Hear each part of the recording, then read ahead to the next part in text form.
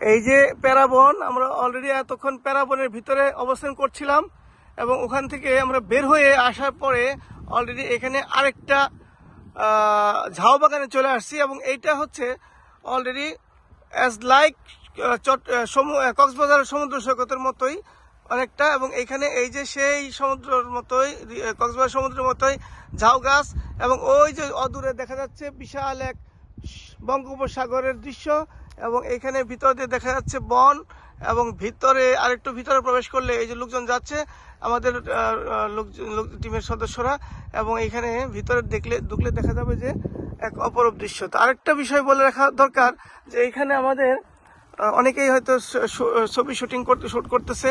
এবং এখানে আরেকটা মজার বিষয় হলো যে এখানে দাঁড়াইলে একটা হয়তো ভিডিওর মধ্যে শব্দটা আসবে না, নীরব নিস্তব্ধ এক সুন্দর শব্দের অনুভূতি পাওয়া যায়, এবং সেই শব্দ মনে হচ্ছে যে শীতল বাতাস প্রবাহিত হচ্ছে, এবং এই গরমের মধ্যেও মনে হচ্ছে যে